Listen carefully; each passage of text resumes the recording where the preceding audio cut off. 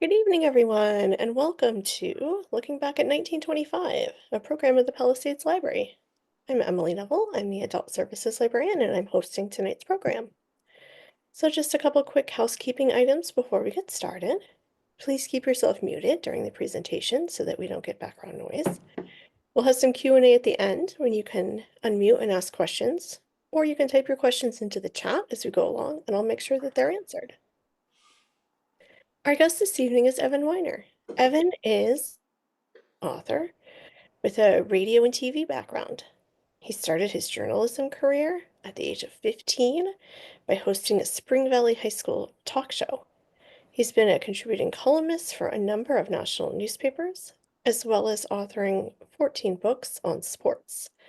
He lectures on a variety of topics at libraries and other institutions throughout the tri-state area.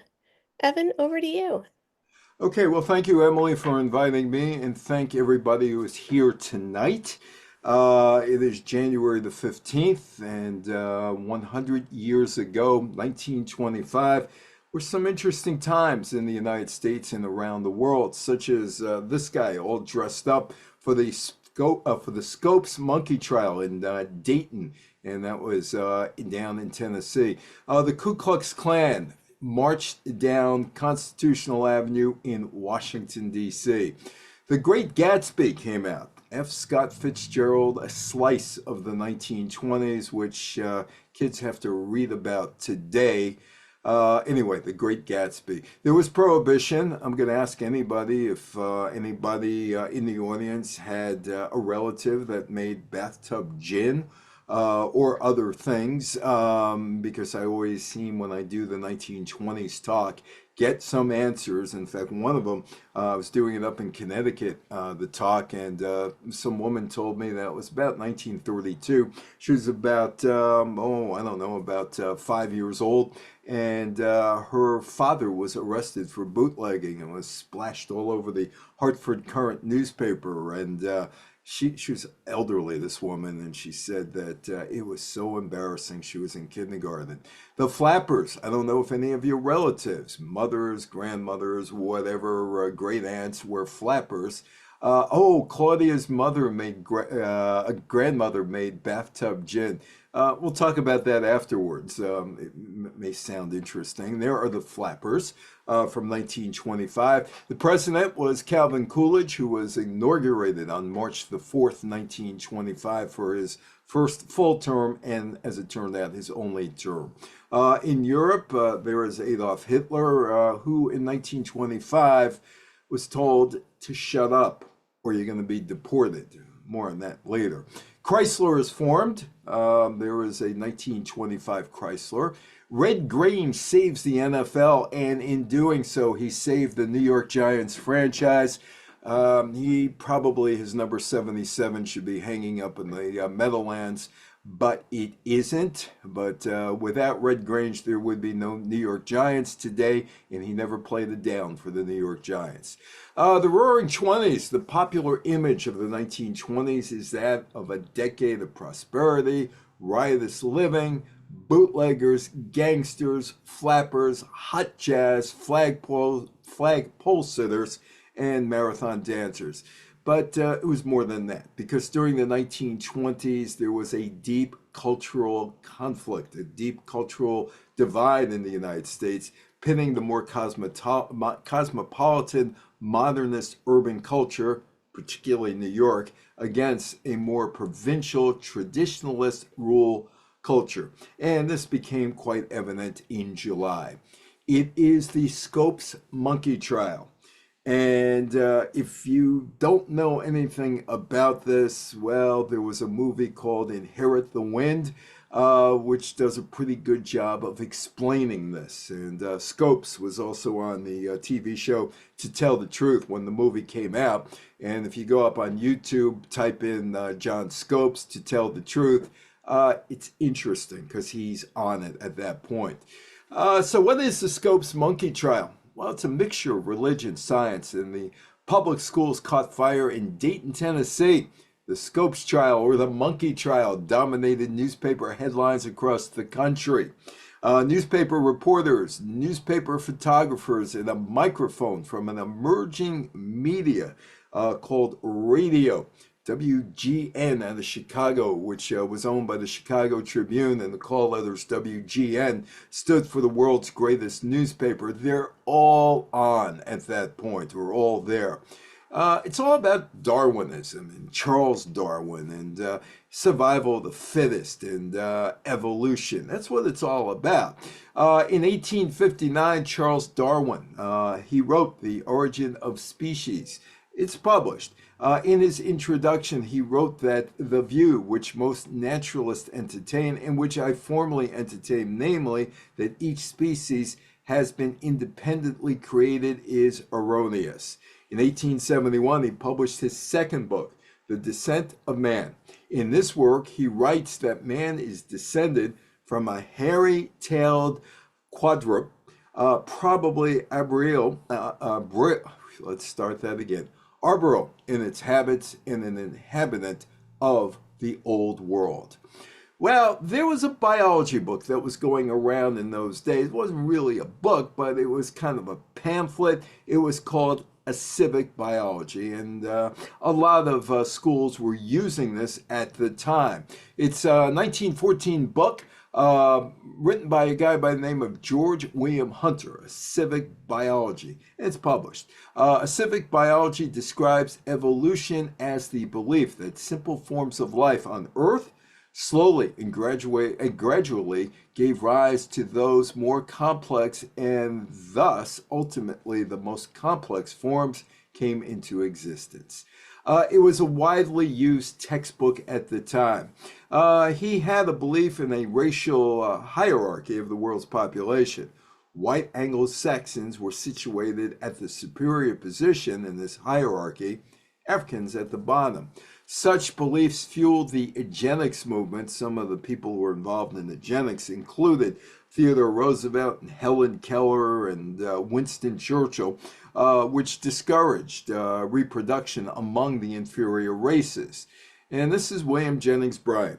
He ran for president of the United States as a Democrat 1896, 1900, 1908, and eventually became the Secretary of State during the Woodrow Wilson days. And he's elderly now, somewhat older. He was, he was 36 when he ran for president in 1896. So that would make him, born in 1860. So he's 65 years old at this point, and he's out of politics.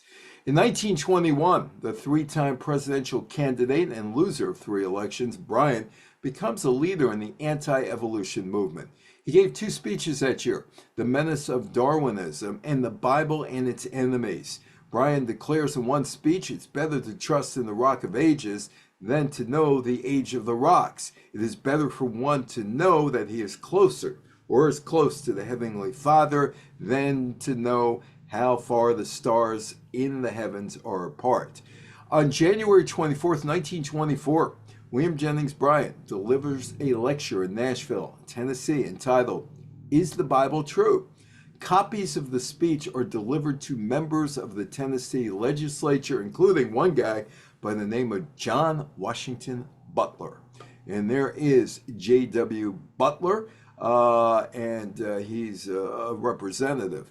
On January 21st, Representative Butler introduces legislation in the Tennessee House of Representatives calling for a ban on the teaching of evolution. The proposed law, known as the Butler Bill, would prohibit the teaching of any theory that denies the story of the divine creation of man as taught in the Bible, and to teach instead that man is descended from a lower order of animals. On January 27th, the Tennessee House of Representatives approves the Butler Bill, 71-5. On March 13th, after several hours of heated debate, the Tennessee Senate approves the Butler Bill, 24-6. On March 21st, the Tennessee Governor, Austin Peay, signs the Butler Bill into law. I just got to tell you a quick aside here about Austin Peay. There is a college called Austin Peay, has a basketball team. And the chant to get the basketball team going is, let's go Peay. and everybody erupts in laughter, and then they start, let's go Pete. But anyway, he was the governor of Tennessee at that time. The new law is the first in the United States to ban the teaching of evolution. Well, the American Civil Liberties Union gets involved. The American Civil Liberties Union was formed. I don't know if you remember this guy or not. He was on a lot of game shows. He was an actor by the name of Orson Bean. His father was one of the organizers of the American Civil Liberties Union. Anyway, there was this ad, a legal test of the Tennessee law prohibiting the teaching of evolution in public schools and colleges is being sought by the American Civil Liberties Union, a national free speech organization, according to Professor Clarence R. Skinner of Tufts College, chairman of the union's Committee on Academic Freedom. Professor Skinner states that the law strikes so serious a blow at scientific teaching that we cannot let the issue rest until it has been passed by the highest courts. We are looking for a Tennessee teacher who is willing to accept our service in testing this law in the courts, Professor Skinner states. Our lawyers think a friendly test can be arranged without costing a teacher his or her job. Distinguished counsel have volunteered their services. All we need now is a willing client. By this test, we are hoping to render a real service to freedom of teaching throughout the country, for we do not believe the law will be sustained. Well, this is where the bread and circuses start. So that's on May 4th. The Chattanooga newspaper runs an item noting that the American Civil Liberties Union is seeking teachers to willingly to challenge the Butler law, and we need a client. On May 5th, there are a bunch of guys in Dayton, Tennessee, and the town's not doing all that well. It's not doing well financially at all, and they're looking for something to bring tourism into Dayton to stuff the coffers of Dayton, Tennessee. So a bunch of guys are looking and they read the news about the ACLU search and they come up with a plan. Bring the case to Dayton. This is a scheme that they hope will generate publicity and jumpstart the town's economy. And they ask the 24-year-old science teacher and football coach John Thomas Scopes if he would be willing to be indicted to bring the case to trial. Scopes agrees. He's never really taught biology. Well, he's taught it as a substitute teacher, and he's not even sure if he covered evolution in classes. No big deal. You're going to be our guy because we got to get money here into town. We are going to make this an event, and we will get some money out of it. Well, John Scopes is arrested. On May 7th, he was arrested for teaching evolution. He was the football coach. He was a science teacher. Never taught biology. He was filling in as a substitute biology teacher when he taught out of a biology textbook that included evolution. The textbook? Civic biology. On May 12th, William Jennings Bryan agrees to participate in the trial on the side of the prosecution, assuring that the case will receive significant national interest. Several days later, well-known attorneys Clarence Darrow from Chicago and Dudley Field Malone announced their interest in representing Scopes. So they got the guy Scopes, they got the venue, and they got the lawyers, and the cash is going to be flowing into Dayton. On May 25th, Scopes is indicted by a grand jury for violating Tennessee's anti-evolution law.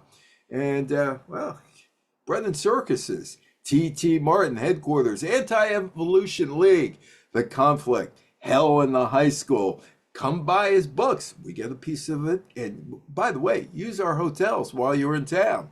Preparations begin in Dayton for an expected onslaught of trial-related publicity. 6 blocks of Dayton's main road transformed into a pedestrian mall. A speaker's platform is built on the lawn of a courthouse, and a tourist camp is constructed. The money is going to be flowing in. Nobody really cares about this law. They got the publicity, they got the money. It's almost showtime. The courtroom is outfitted with the latest technology to transmit the story to the world. Telegraph and telephone wiring, moving newsreel camera platforms, and radio microphones.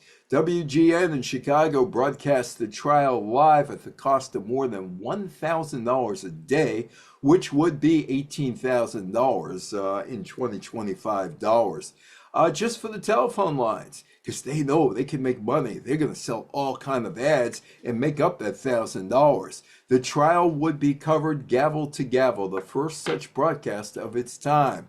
Meanwhile, there is Brian, and he's out in the middle of where the speakers are, and you can see the crowds of people who have come to Dayton. Outside the courthouse, a circus-like atmosphere reigned. There were barbecues and concessions, concessionaires selling Brian's book and T-shirts and carnival games, and there were monkeys all dressed up in tuxedos and three-piece suits, though it died down as the trial was adjourned for the weekend, during which Brian and Darrow sparred through the press as the tensions mounted. Monkey trial lawyers fight over prayer opening court. That is the New York Journal, which eventually became the New York Journal American, which eventually became the World Journal Tribune, and eventually went out of business around 1965. The trial begins on July 10th, and Scopes plays almost no role in the proceedings. The most notable occasion of the trial is when Darrow cross-examines Brian about biblical literalism. The exchange did not involve Scopes at all. The trial concluded on July 21st when Scopes was found guilty of violating the Butler Act and fined $100, which would be $1,773 today. Now, even though Brian fought against Scopes, he offered to pay the fine. The ACLU also offered to pay the fine. The expectation all along was that Scopes would be convicted, but the intention was to appeal the conviction and put the Butler Act on trial. But the conviction was overturned by a higher court, and the case was never retried. After the trial, well, Bryant does win the trial, but he does not live long enough to basically enjoy his victory. After the trial, he immediately prepares to use his unclosed closing statement as a speech for his rallies. But he dies in his sleep 5 days later. The trial is over and Bryant is dead. Now, meanwhile, John Scopes was offered a new teaching contract, but he decided he was going to leave Dayton, study geology at the University of Chicago Graduate School, and he would be very successful. The Butler Act, well, was on the books, but was never enforced again. There is a old president who is now going to begin his first term. On November 4th, 1924, Calvin Coolidge is elected for the first time as President of the United States. He became president after the death of Warren G. Harding in San Francisco on August 2nd, 1923, from an apparent heart attack. There was no autopsy. Coolidge won the election rather easily with 382 electoral votes, about 15,725,000 votes over the challenger, and if you've never heard of him, that's okay. His name was John W. Davis, who picked up 136 electoral votes, about 8,386,000 popular votes. The progressive candidate, Robert La Follette, wins a surprisingly large 4,823,000 popular votes. He only gets 13 electoral votes. Of the two most controversial issues of the day, was Prohibition and the Ku Klux Klan, Coolidge said very little. His platform of lower taxes and smaller government resonated with the American people. That was his Secretary of Treasury, Andrew Mellon, who came up with that. And it was supply side, trickle down. It's that old, that theory of economics. Coolidge also used a new medium. It's called radio. And for a guy who was called Silent Cal, and I've heard this story from old timers when I was covering politics in Sparkill, when I interviewed Jack Kemp in 1979 at the Rockland Country Club at a fundraiser. Anyway, it may have been Kemp, may have been somebody else, but they said, "Hey, did you hear the one about Calvin Coolidge?" I said, "No, I didn't." He said, "Well, this lady came up and said, I bet you $5 I could get you to say more than 5 words." Coolidge turned to her and said, "You lose." She gave him the $5. So here's a guy who is called Silent Cal, yet he knew how to use radio. The Roaring Twenties, and that is the Ku Klux Klan, and they are going right down through Washington, D.C. There was a struggle between old and new America. Immigration was solved in 1924 with the Johnson-Reed Act, which basically severely restricted immigration from Eastern Europe and also from Asia. Immigration, race, alcohol, evolution, gender politics, sexual morality, all are major cultural battlefields. Wets battled dries, religious modernists battled religious fundamentalists, urban ethnics battled the Ku Klux Klan. And look, not only are they marching, but they're marching in formation. If you could look down at the very bottom of the screen, you are going to see a K, as in KKK. This is the height of the Ku Klux Klan in America, 1925, the parade in Washington.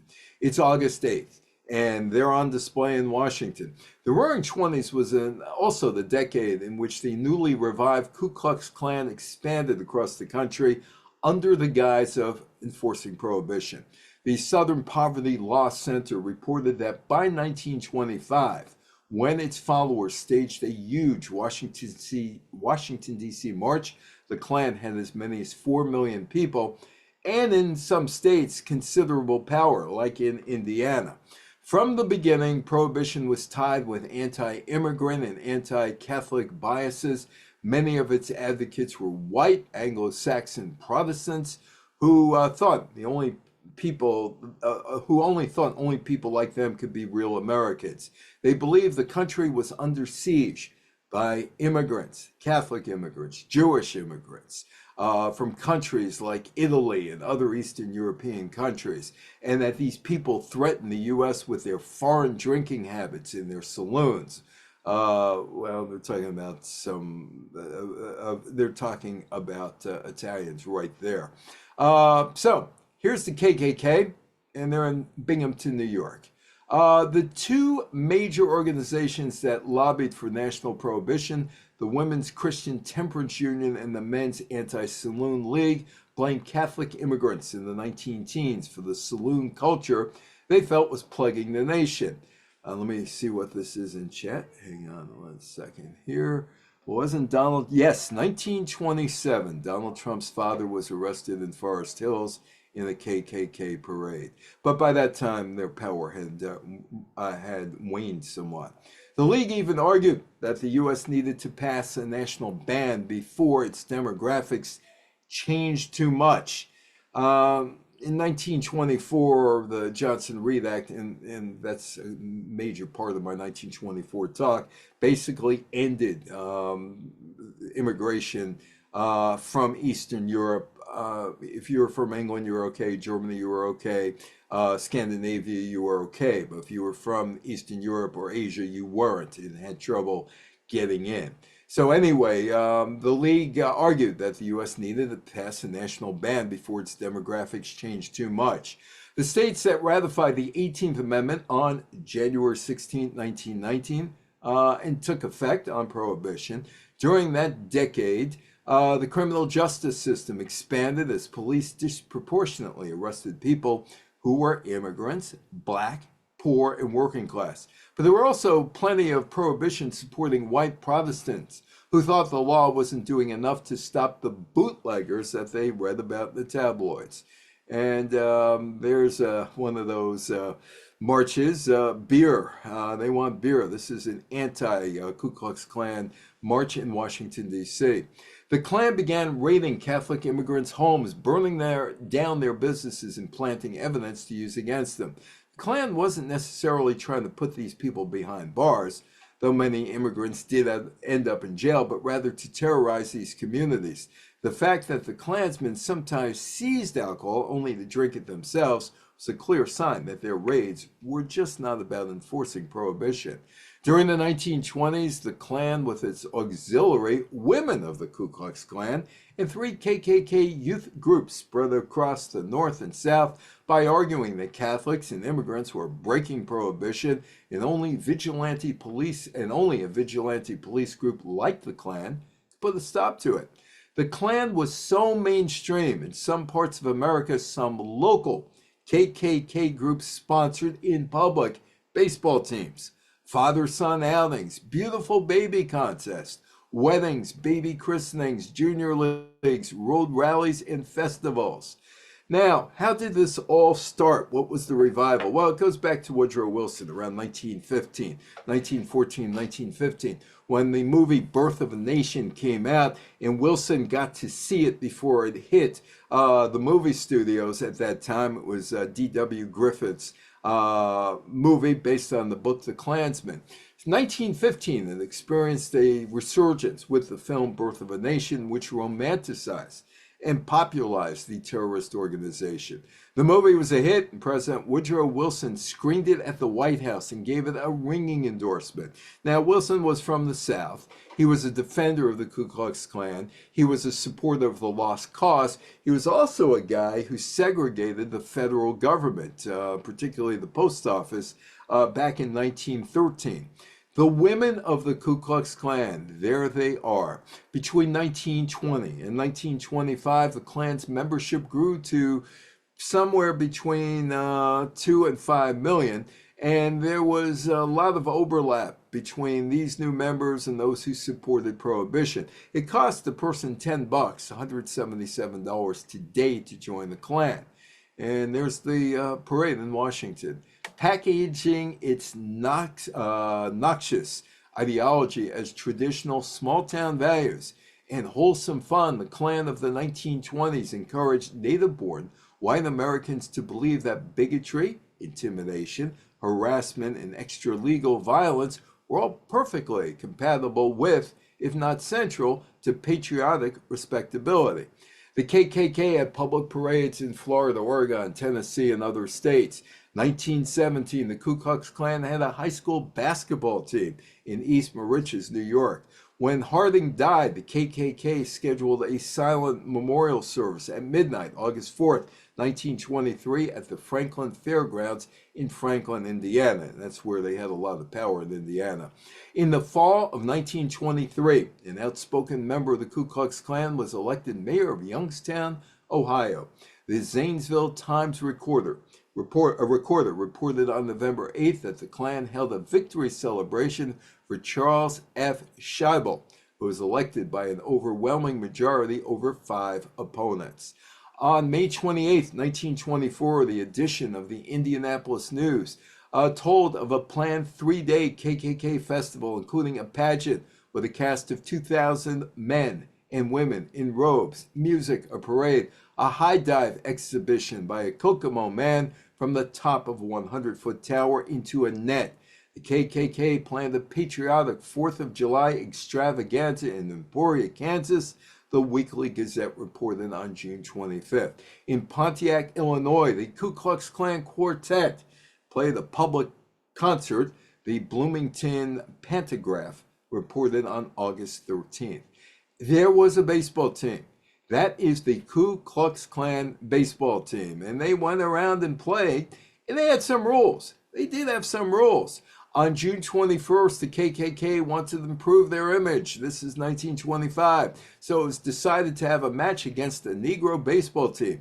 The game was decided to be against the Wichita Moravians. The Ku Klux Klan would send out the Wichita Klan Six. Check out this statement. Statement sent out in the newspapers. No strangleholds, razors, horsewhips, or other violent implements of argument are allowed. Irish Catholics served as umpires so the KKK could try and make the game more than we are not that racist points. The Moravians won 10-8. So here's the parade. They marched down Pennsylvania Avenue. 25,000 members, full regalia. Demonstrating at the height of their power, the KKK was a national fraternity organization founded on the premise of white supremacy. And there they are at night. The Washington, D.C. march probably marked the peak of the Klan's popularity. Coolidge never made a statement on the march, but in subsequent statements, he was not happy with the march. In his first State of the Union message in 1923, Coolidge called for a major appropriation to the traditionally black school, Howard University in Washington, D.C. 1924, he gave the commencement address at Howard University. So it's kind of interesting. Here he is giving the commencement speech at Howard University, give them more money, and yet he says nothing about the KKK in Washington. Meanwhile, there were a lot of fads in the 1920s, marathon dancing and flagpole sitting. Now, if you look very closely to Shipwreck Kelly, you will notice there is a long rope tied to him. Well, that rope was there for more than strategic reasons. When he had to relieve himself, it served as a hose to go wherever it went. The 1925 Cultural War combatants had one thing in common, though. They wanted to make money, but most people did not have that opportunity to do so. For wealthy white Americans, the Roaring Twenties was a time of immense economic prosperity, yet for most Americans, it wasn't. Low-wage jobs paid about an average of $25 a week, which would be $437 today. $18 a week for women, the $25 was for men, about $322 a week in today's money. The speakeasy party culture was popularized in books, movies, magazines, but it was really accessible to a small portion of wealthy, urban, and mostly white Americans, and a lot of that was in New York City. An awful lot of that was in Manhattan. Many of workers' wages didn't keep up with productivity or fell off completely. For farmers in particular, the Great Depression basically began after World War I. Banks were failing. The Great Gatsby. Emily, I'm sure you have that book in the library, and you probably have the various movies in your library. And I'm sure some of you had to read it like I did in high school because I was forced to read it. It was not popular when it came out. In fact, it was F. Scott Fitzgerald's worst-selling novel. On April 10th, F. Scott Fitzgerald's The Great Gatsby is released to the public. Set in New York City and Long Island, actually not that far in Long Island, out in Great Neck. During the Roaring Twenties, the focus of the story is its title character, Jay Gatsby, and his unswerving desire to be reunited with Daisy Buchanan, which used to be a bar in Boston, the love he lost 5 years earlier. Nick Carraway, who happens to be both Gatsby's neighbor and Daisy's cousin, narrates Gatsby's journey from poverty to wealth into the arms of his beloved and eventually to death. That is Zelda. She was a flapper, Zelda Fitzgerald, F. Scott Fitzgerald's wife. The novel was a flop. It sold poorly after its release. The book got mixed reviews, sold around 20,000 units. The Great Gatsby captured a certain part of the early 1920s. It would be Fitzgerald who coined the term the Jazz Age. Fitzgerald was, in fact, holding up a mirror to the society of which he was a part. That was the material society. The Great Gatsby addresses the social issues of the period, materialism and displaced spirituality. Like I said, that is Great Neck, and they did film, one of the Gatsby films, on that street, Great Gatsby Way, and allegedly everything took place, or most of the book takes place over in Great Neck. Set on prosperous Long Island near the New York City borough of Queens on the Nassau County border in New York in 1922, it is a fictional narrative of jazz music, economic prosperity, flapper culture, libertine mores, rebellious youth, and speakeasies. Fitzgerald uses many of these societal developments to tell the story, from simple details like petting in automobiles. Hey, they were in the backseat of cars back then? I guess so. No driving movies in those days. To broader themes such as bootlegging as the illicit source of Gatsby's fortune. This is Edith Cummings, and she was the fairway flapper, and she's involved in the book. Cummings grew up around golf courses in Lake Forest, Illinois. One of her first tournament victories was at the age of 17. Her brother Dexter captured the intercollegiate title twice in the 1920s. In 1924, she won the Women's Western Amateur, and that made her famous because Time magazine featured her on the cover of its August 24th, 1924 issue. The Great Gatsby is coming out. It's $2.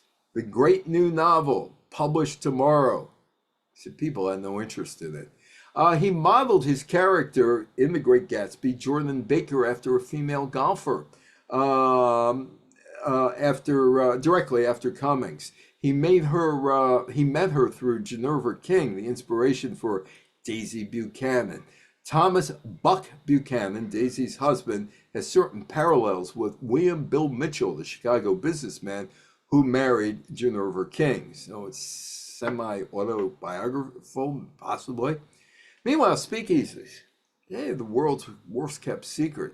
Even Harpo Marx could get into a speakeasy. After all, he didn't know that the password was swordfish, and he was able to get in. When Prohibition took effect on January 17th, 1920, many thousands of formerly legal saloons across the country catering only to men closed down. People wanting to drink had to buy liquor from licensed druggists for medicinal purposes. Hey, you go into CVS, give me some of that liquor. I need it. And or clergymen, you go to your local clergy. Come on, I need it. Yeah, sure, here. For religious reasons, or illegal sellers known as bootleggers. Another option was to enter private, unlicensed bar rooms, nicknamed speakeasies, for how low you had to speak, the password, to gain entry, so not to be overheard by law enforcement. Now, I haven't been living in Rockland County since 1981. I worked at WGRC Radio in Nanuet from 1978 through 1981, and we did all kind of strange stories because we had a lot of time to fill because we had to do news. And one of the news stories I did was the Nanuet Hotel, which was across the street from the Nanuet Mall. And that was a former speakeasy, and the guy took me into the back room to show me, and they kept it like a speakeasy, which was, you could rent it for a party or whatever, and they dress up like it was the 1920s. But there was a speakeasy over in Nanuet. And the other thing I found out was Babe Ruth kept time in whorehouses and speakeasies in downtown Spring Valley back in 1923, 1924, 1925.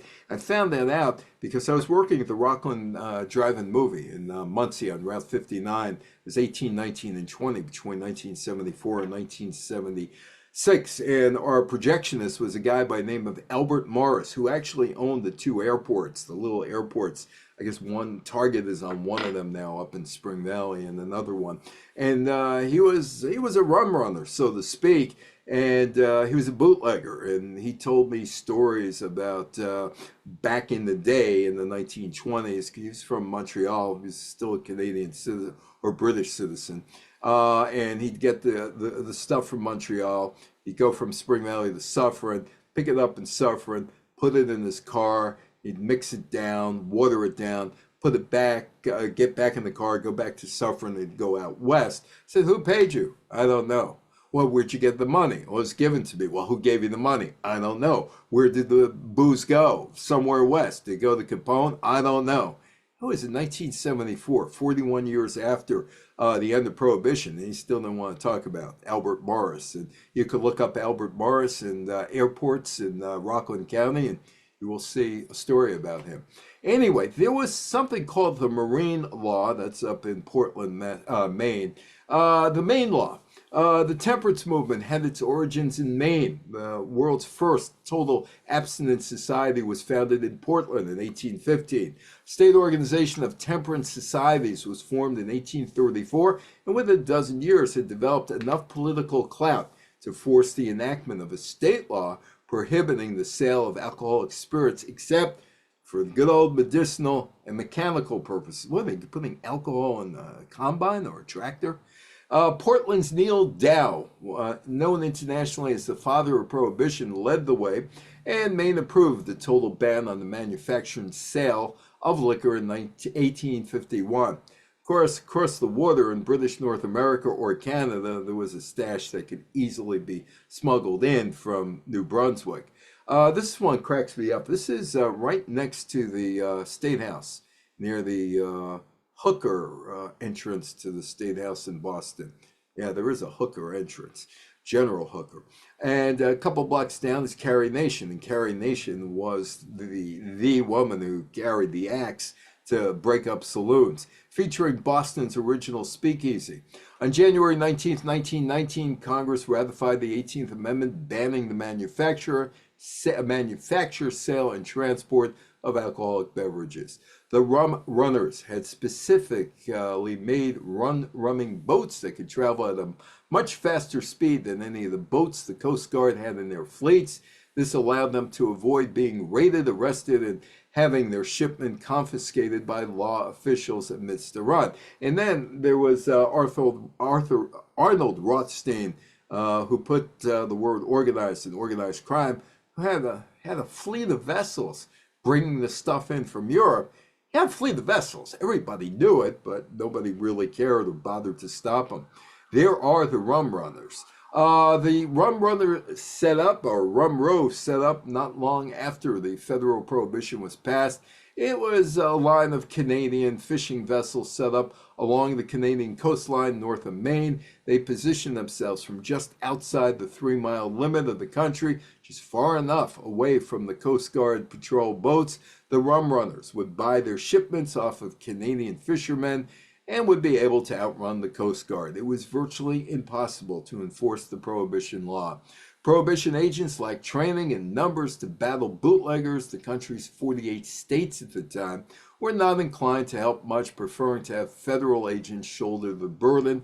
Prohibition agents and cooperative local law enforcement or law enforcers through the country seized warehouses filled with whiskey, busted up stills, smashed countless bottles of liquor, took axes to beer barrels, dumped the contents into gutters and sewers, but it didn't work because of guys like him, Al Capone. What Prohibition agents and state and local police found daunting they found it daunting to enforce would evolve into a virtually impossible task later, even after the feds expanded to 3,000 agents late in the era.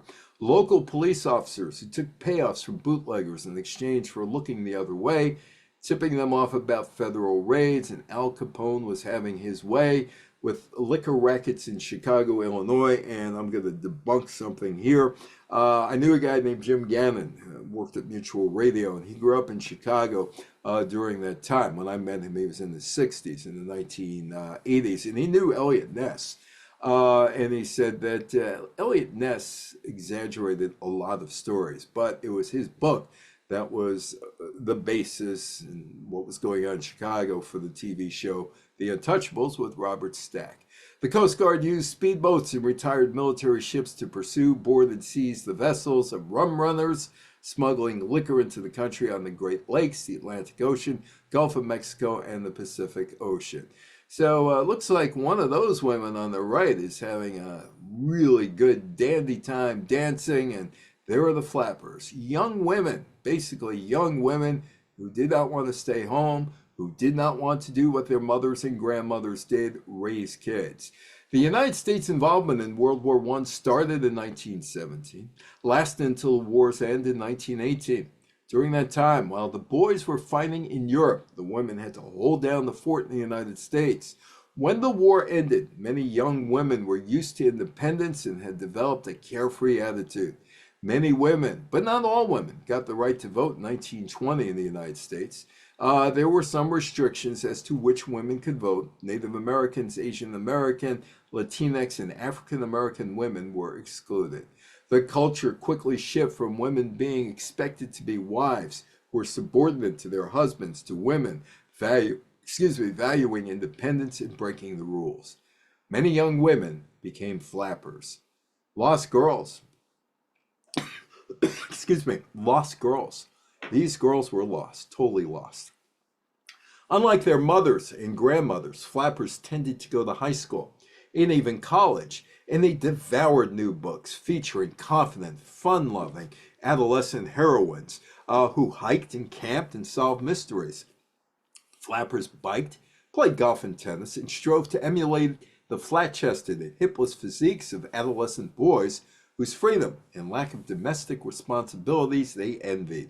The Flappers, though, they were a grave concern, a really grave concern, worried parents, educators, physicians, and clergymen. They feared that them playing sports, them going to school, would be ruinous. By the way, 1972, when Title IX was passed, and that allowed women to take the same courses in college as men did in 1972, the same arguments. Giving women higher education would ruin American society. It was as late as 1972. And there they are. They're having a good old time, the Flappers, aren't they? The post-war prosperity expressed itself in many ways. One of the first, the availability of credit. Now, these weren't national credit cards. These were local department stores, Gimbel's and Macy's and all those other stores that were around. They opened as middle class can now use credit to obtain upper class luxuries, leading to the birth of consumerism. With it came the flapper dress, mass produced for public consumption. New cosmetic companies sold skin creams to eradicate wrinkles. Magazines advertised flapper hairstyles and clothing, plus extreme diets and dubious claims for the slimming effects of cigarettes and chewing gum. Hey, they could have been on QVC, couldn't they? Yeah, they could have done that on those shows. Anyway, some women resorted to a new vogue in cosmetic surgery, kicking off an era of damaging self-scrutiny and obsession with weight, youthfulness, and body image. Louise Brooks in the Bob. Louise Brooks was an actress during those days. She didn't make many movies, but she was a famous actress. And then she hit rock bottom and reinvented herself in the 1950s to become a historian of the era, working with the Kodak people in Rochester. That was the hairdo. A flapper cut her hair short into what was called the bob. She wore shorter dresses. She rouged her knees. Rouging her knees gave a signal to the guys. I'll just leave it at that. As well as her cheeks. She drank alcohol, smoked cigarettes, dated multiple men before marriage. There was increased access to birth control, such as the diaphragm, and that allowed women to experiment with sex before marriage. They went to speakeasies, which was a place where they drank alcohol provided by gangsters. Meanwhile, there's Al Jolson, ain't seen nothing yet, and Calvin Coolidge. Al Jolson actually was the first celebrity to ever endorse a president. That would be Warren G. Harding in 1920. He even wrote a campaign song for Warren G. Harding. On the surface, the Coolidge prosperity, the economy was good during the Calvin Coolidge presidency, which started August 1923 following the death of Harding. But a closer look at the Coolidge prosperity suggests something else.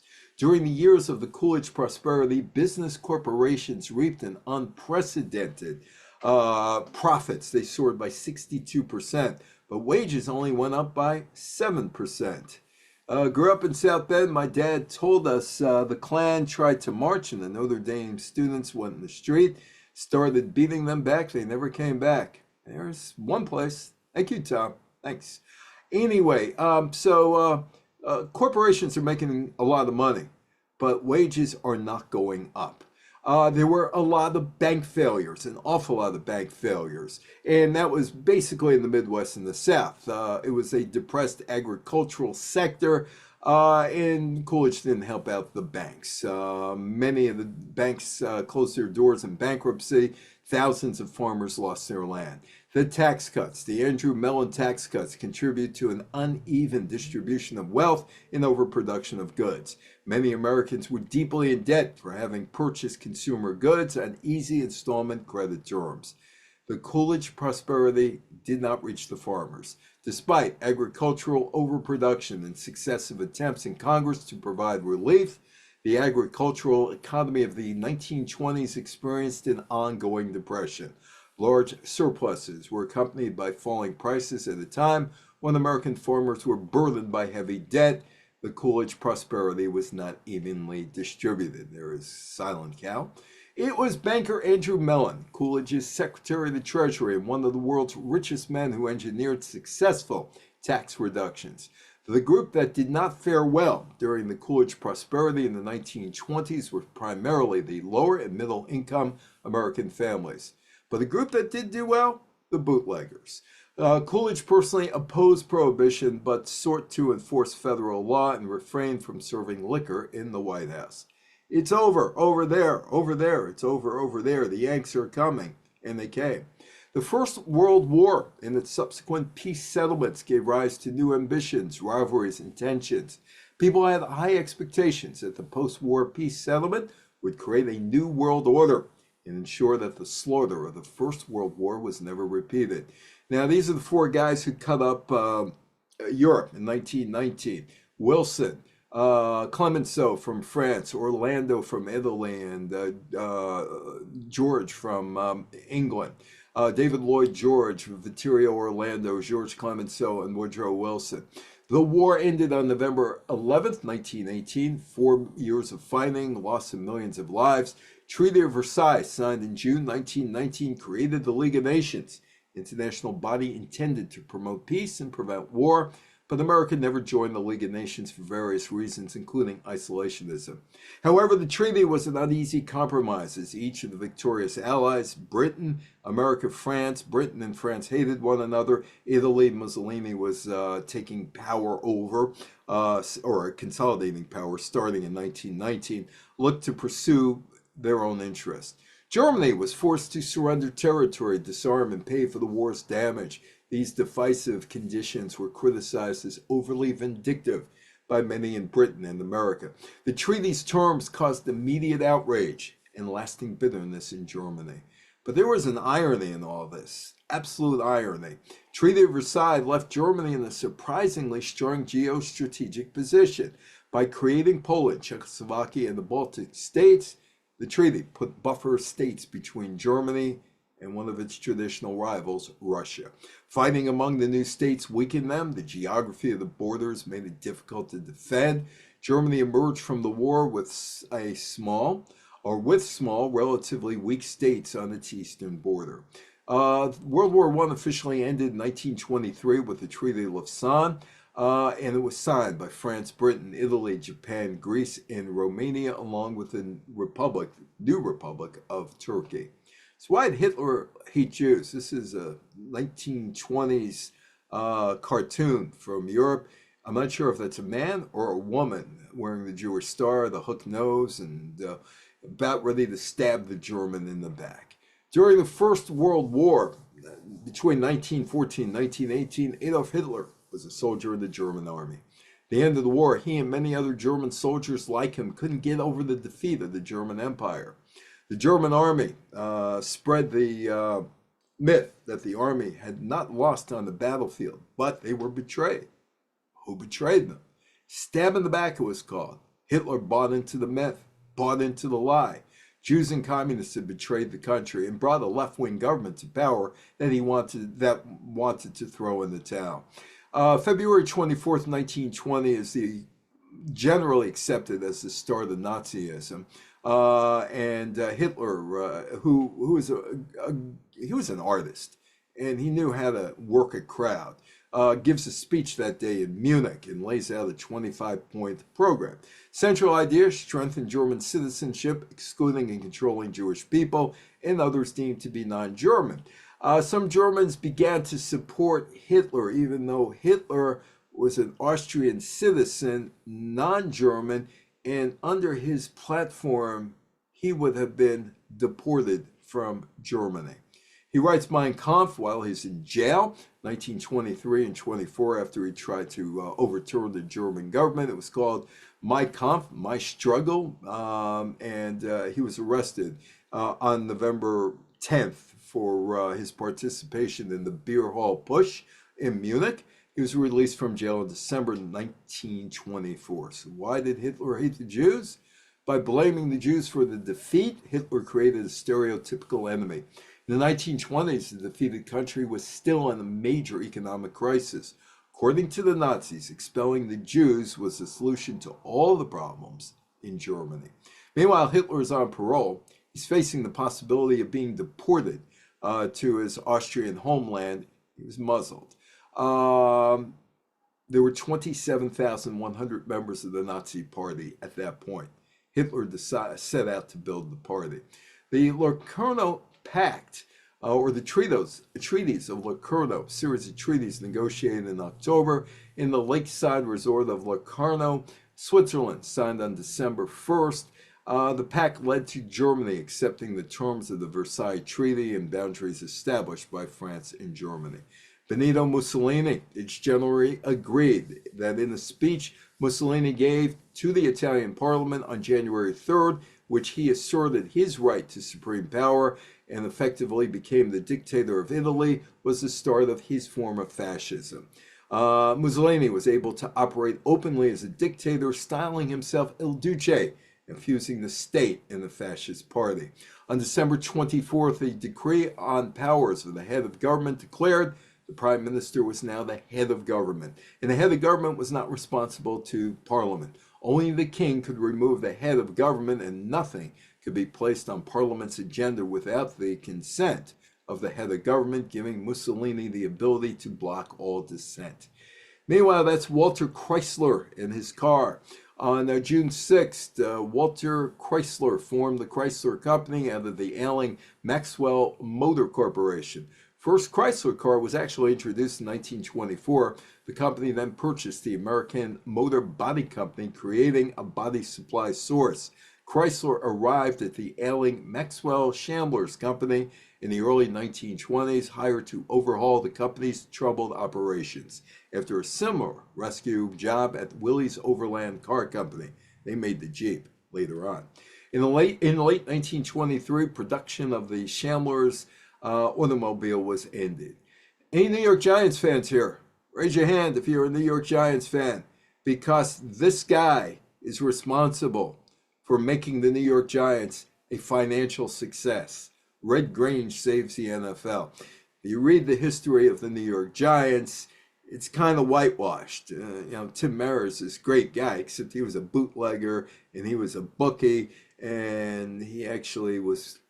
A lot of the NFL were owners at that point when they made up of bookies and bookmakers. Anyway, late in the 1925 season, the National Football League gained national recognition when All-American halfback Harold Red Grange, before his college eligibility was up at the University of Illinois, signed a contract to play with the Chicago Bears franchise, which was against league rules, but George Halas was running the league, so what's the big deal?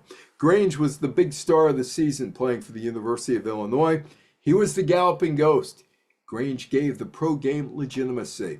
The Grange signing clearly violated NFL rules against signing players before they completed their college eligibility, but the signing of Red Grange and the subsequent national barnstorming tour of the Bears team may have saved the NFL. And there is a Red Grange at Illinois.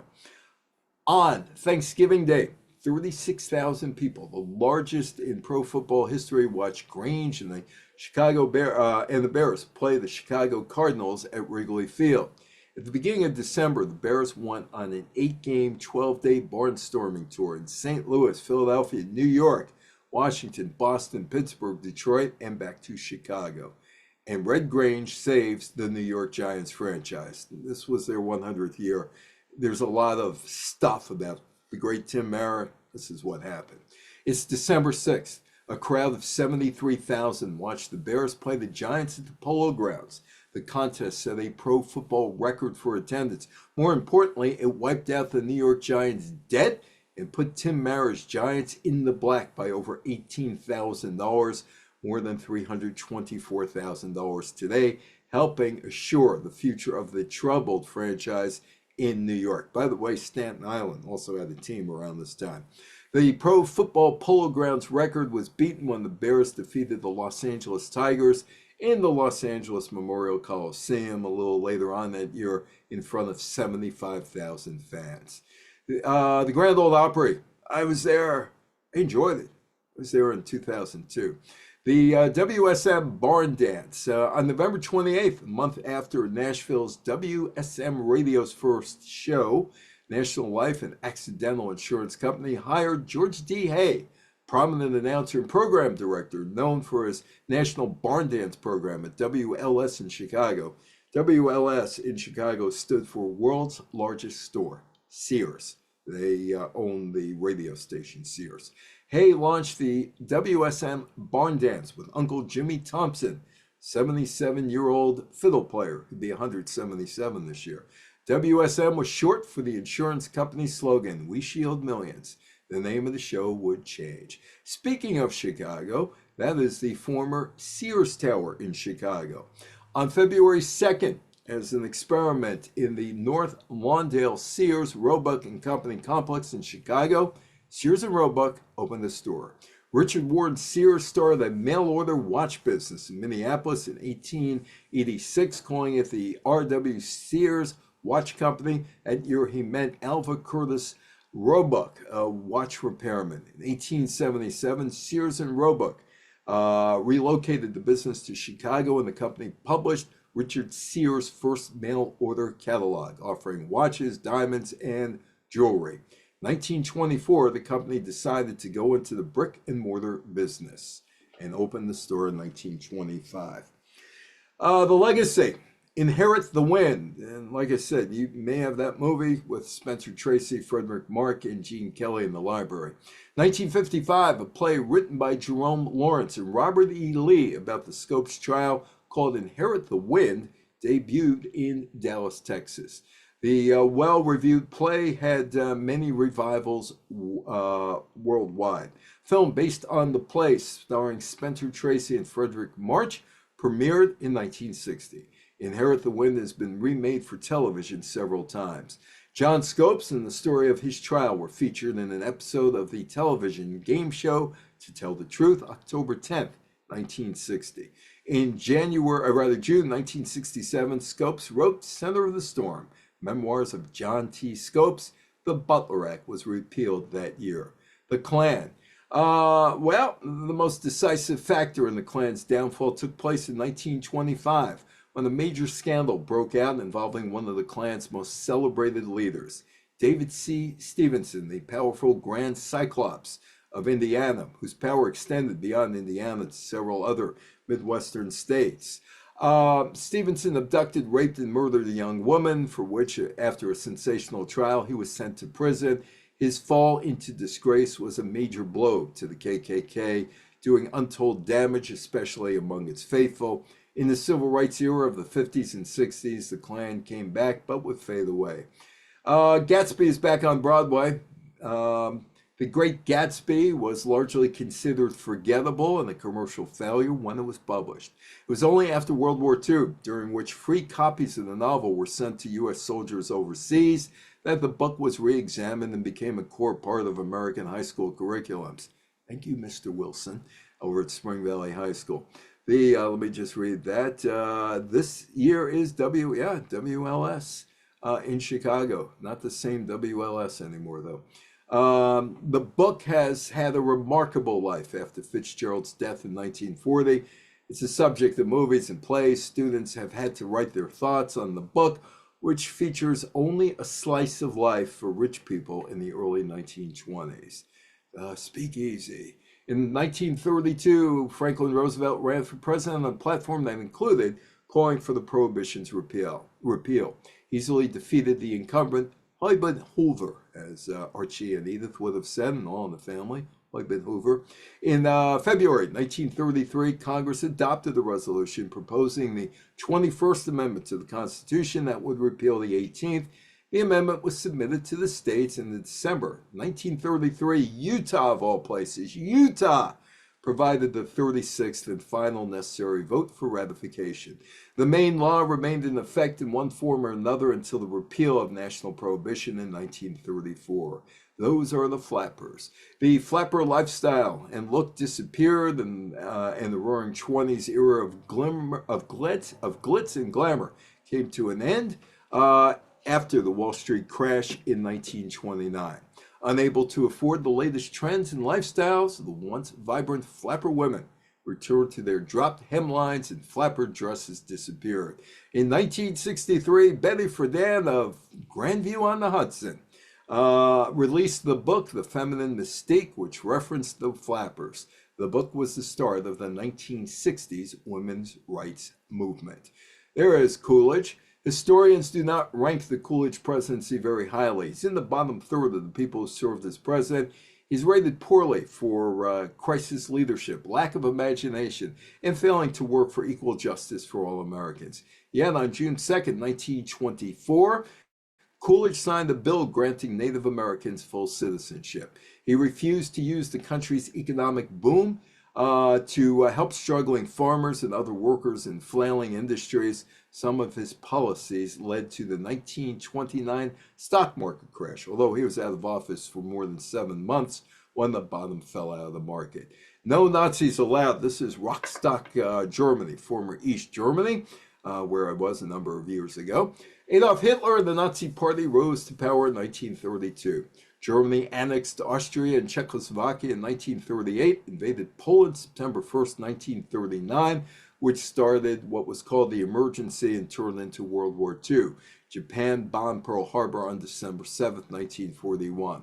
Mussolini and Hitler were allies during World War II. The war ended, technically it ended, but it's still going on between Russia and Japan to this day because of some disputed islands off both coasts, the Russians and the Japanese. The war ended in 1945. The Nazi Party has been outlawed in Germany.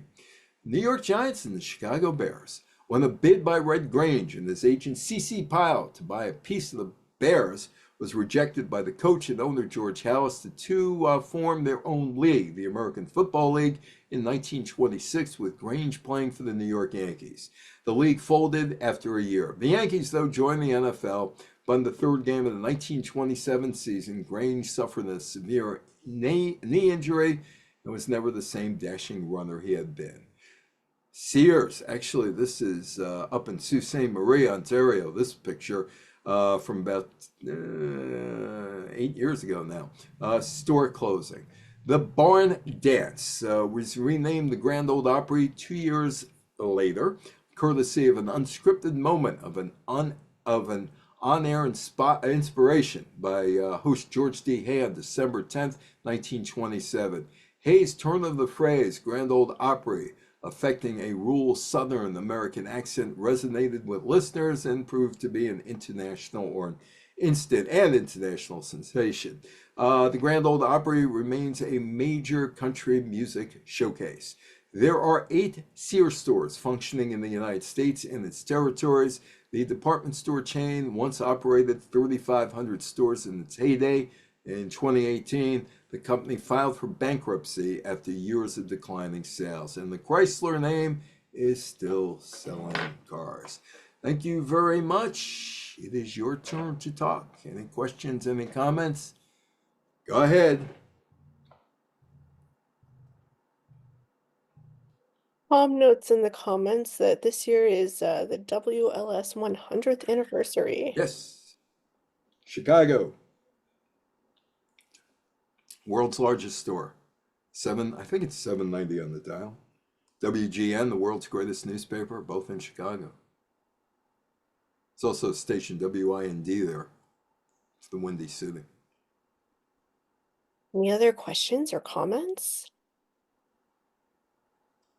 Quieted them all down. Yeah.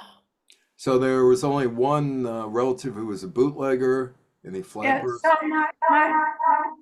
you need to, my mom told the story that she was, I guess, 9 years old, and her mother had gone out, and she was there with her older sister, and somebody knocked on the door, and they gave the right password, and so my mother sold him $100 of bootleg gin. Now, the bootleg gin originally was being done by her oldest sister's husband, but my grandmother took it over because her son-in-law was drinking all the profits. I don't see who was telling me that story. It's Claudia. Claudia. That's a great story. That's a great story. Thank you, Erica. Also said that she went to bars, and I was like, well, Mom, you were a kid and it was Prohibition. And Yeah. she said, oh, they were like family bars behind like a storefront. You mean like in the Nanuet Hotel? Yeah, like speakeasies. Yeah. She grew up in New York City. There was Yeah. Oh, there's speakeasies, every apartment house then. That was a woman in the picture. She shows her cleavage. Oh, and one of the flapper things. So, no? Yeah. Well, anyway. Oh, earlier. Okay. Well, I guess could have been a speakeasy, could have been something back then. Could have been the KKK. Anyway, anybody else? The comic. Well, thank you, Claudia. I appreciate it. All right. Well, thanks so much, everyone, for joining us this evening. And special thanks to Evan for this fascinating presentation. We hope Thank to you, Emily, for inviting me. Hopefully, we could do this again sometime in the future. absolutely. Have a good night, everybody. Bye bye.